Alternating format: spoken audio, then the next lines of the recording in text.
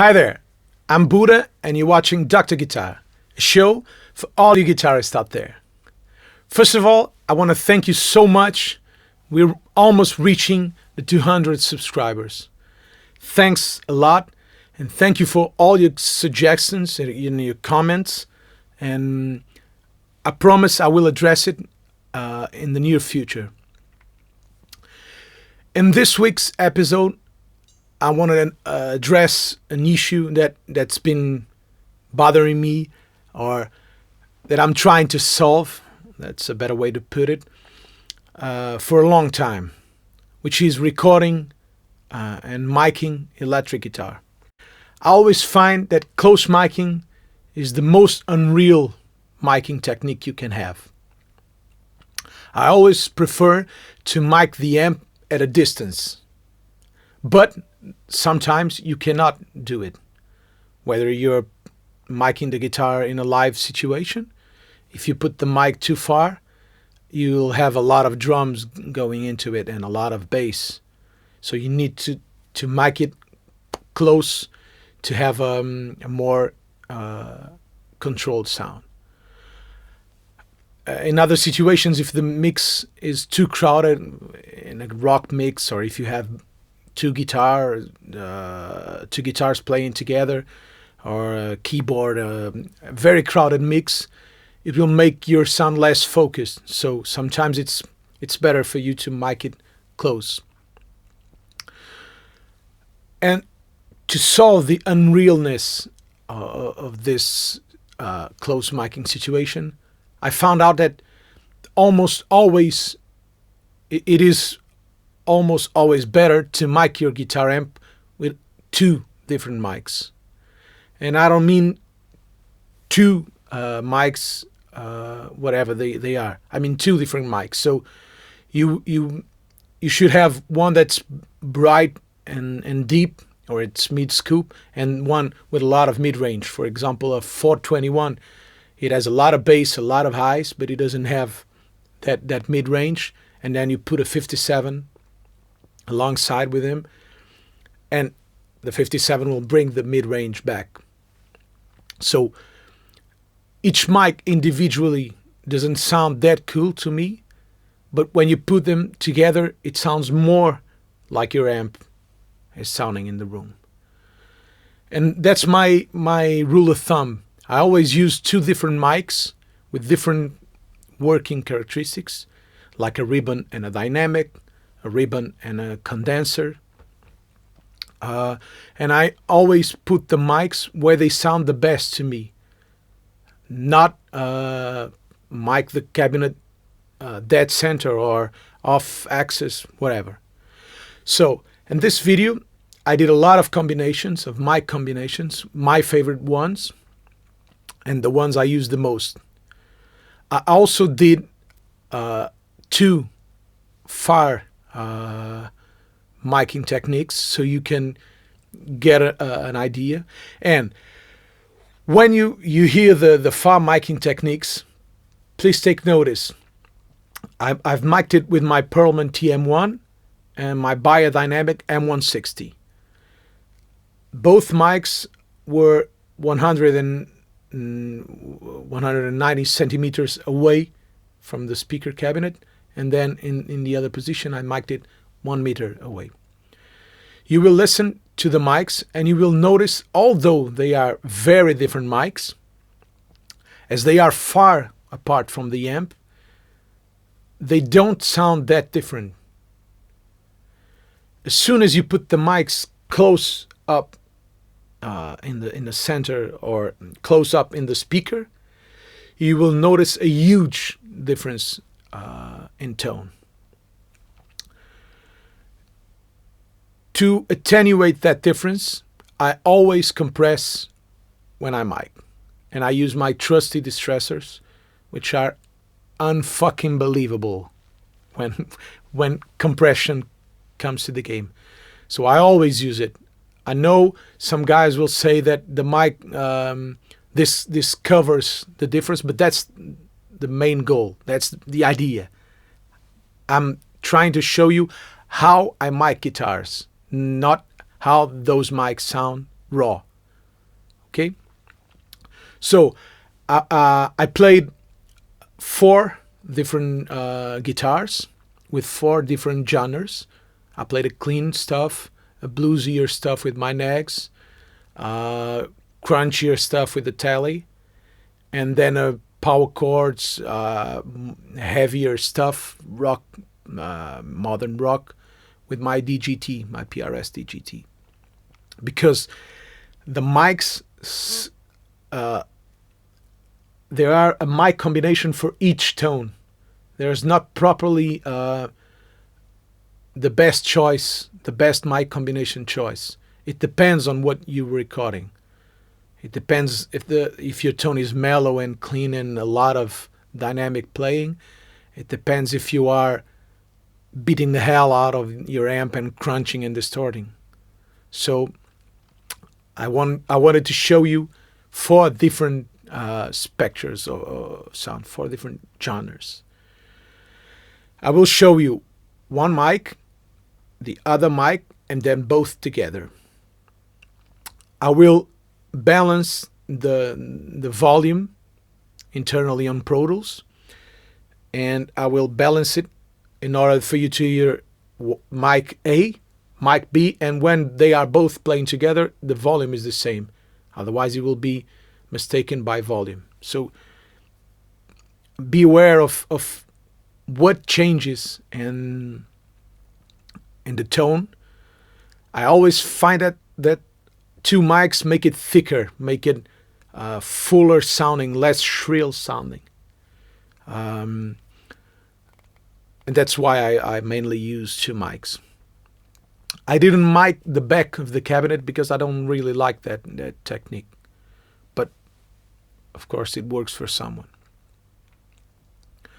I used my Lone Star for all the clips except for the DGT clips, where I use the Royal Atlantic for a more aggressive overdrive sound. I record the loops. I record the playing into my Ditto looper, and then I played it back over and over with different mic combinations. So you are always listening to the same performance, only the mics are changing.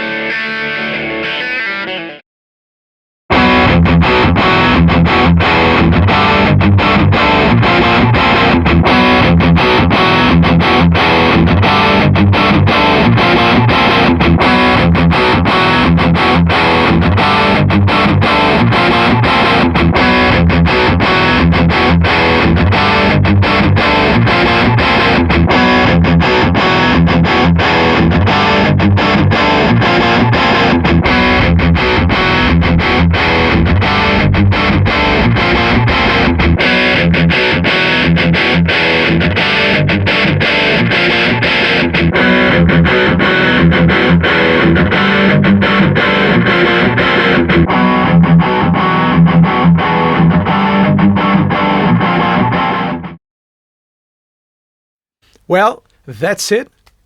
I hope it has been useful to you. Thanks a lot for watching the show. Please subscribe to the channel if you haven't done it yet. Share it with your friends. Tell the world about this show.